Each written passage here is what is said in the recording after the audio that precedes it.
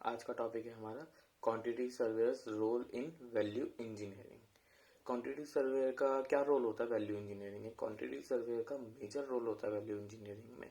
इसमें जो quantity surveyor होता है इसमें वो ये चीज देखता है कि जो मतलब मटेरियल है या फिर ऐसा कोई डिजाइन जिसको हम रिप्लेस कर सके without any compromising in quality.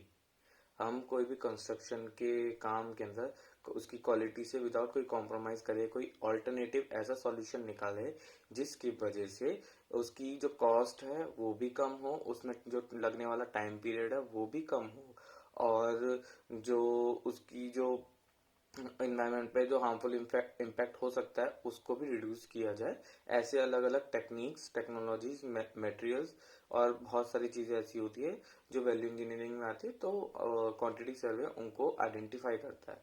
इसमें से सबसे पहले आता है हमारा कॉस्ट एनालिसिस। कॉस्ट एनालिसिस में क्या होगा कि जो एक क्वांटिटी सर्वेयर है वो वैल्यू इंजीनियरिंग में जो वैल्यू इंजीनियरिंग से जो कॉस्ट होती है उसको एनालाइज करता है कि ये कॉस्ट आ रही है, इसके अंदर अगर मैं कोई डिजाइन में चेंज करता हूँ विदाउट कोई कॉम्प्रोमाइज करे कि डिजाइन मेथड्स को, डिजाइन पैटर्न्स को और डिजाइन रिक्वायरमेंट को, इनको विदाउट इनको छेड़े उस डिजाइन में कुछ ऐसा हम मॉडिफिकेशन करें जिससे हमारे को जो क्वांटिटी है वो भी कम लगे और जो क्वालिटी है वो भी खराब ना हो, और वो भी उससे बेटर रहे या फिर उतनी तो एटलीस्ट रहे।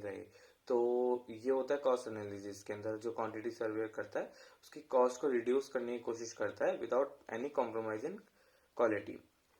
देन अगला आता है हमारा वैल्यू एनालिसिस। वैल्यू एनालिसिस में क्या होगा कि हम डिजाइन और कॉस्ट के हिसाब से मतलब हम अलग अलग, जैसे हमारे कॉन्ट्रैक्टर्स हो गए, अलग कॉन्ट्रैक्टर्स हो गए, सब कॉन्ट्रैक्टर्स हो गए, या फिर ऐसे लोगों के साथ मिलके जो उसमें जो प्रोजेक्ट की है वैल्यू, मतलब एग्जैक्टली अगर हम क्या कहें तो जो प्रोजेक्ट का ड्यूरेशन है उसको हम कम कर सके और प्रोजेक्ट को फास्ट पेस पे और कम से कम रिसोर्सेज यूज करके हम उसको पूरा कर सके। तो ऐसे मेथड्स भी ढूंढना एक क्वांटिटी सर्वे का काम होता है।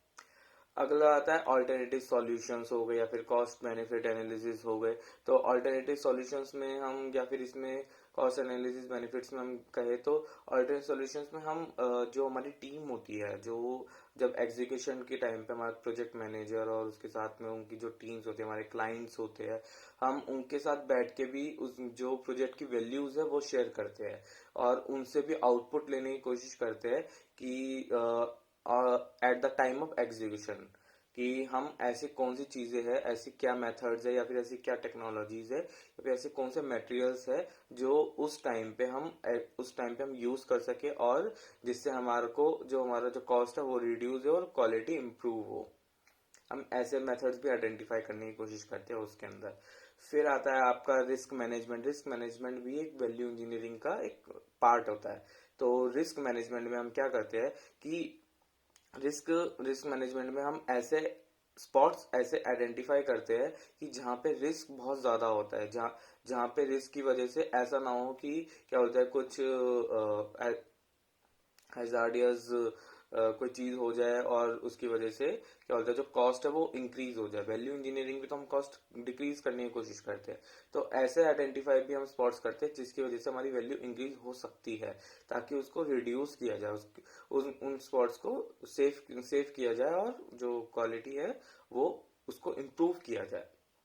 कॉस्ट कंट्रोल एक बहुत बड़ा, मतलब अभी जैसे हमने कॉस्ट एनालिसिस में पढ़ा, कॉस्ट कंट्रोल भी एक बहुत बड़ा ऑल्टरनेटिव मेथड होता है। इसमें कॉस्ट कंट्रोल में क्या करेंगे कि हम जो कॉस्ट होती है हमारी, कोई भी, हम जैसे हम कंक्रीट प्रोडक्शन कर रहे हैं, कंक्रीट प्रोडक्शन में हम उसकी कॉस्ट को कम कैसे कर सकते हैं? अगर हम सीमेंट्रियस मटेरियल जैसे हम सीमेंट यूज करते हैं तो उसके साथ साथ अगर हम फ्लाई ऐश भी यूज करने लगे तो सीमेंट कंटेंट को हम कम करके फ्लाई ऐश का हम यूज कर ले, तो उसकी वजह से क्या होता है हमारा जो कॉस्ट है वो कम हो जाती है। तो इससे हमारे को हेल्प मिलती है कॉस्ट कंट्रोल में।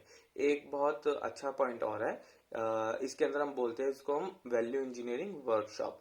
वैल्यू इंजीनियरिंग वर्कशॉप से क्या होता है कि जो क्वांटिटी सर्वे होता है ऑन साइट या फिर ऑफ साइट, हम ऐसी वर्कशॉप्स अरेंज कराते हैं ऐसे प्रोफेशनल्स के साथ, या फिर जो ऑन साइट वर्क करने वाले जो हमारे इंजीनियर्स होते हैं, लेबर्स होती है, इनकी एक वर्कशॉप अरेंज कराते हैं, और जिसके अंदर से हम इनसे आउटपुट लेते हैं, इनसे इनपुट लेते हैं, और ये जानने की कोशिश करते हैं कि एग्जीक्यूशन के टाइम पे ऐसी क्या क्या चीजें हैं जो हमारी जो कॉस्ट को बढ़ा रही है ऑनगोइंग प्रोजेक्ट के अंदर। तो और हम उसको उस बिहाफ पे उसको हम कम कर सकते हैं, किस बिहाफ पे उनके पॉइंट्स को नोट डाउन करके और उनके ऊपर एनालाइज करके कि ऐसे ऐसे पॉइंट्स है, इनको हम कम यूज करके इसकी जो कॉस्ट है, जो प्रोजेक्ट की कॉस्ट है, और कम कर सकते हैं। तो ये था हमारा आज का टॉपिक।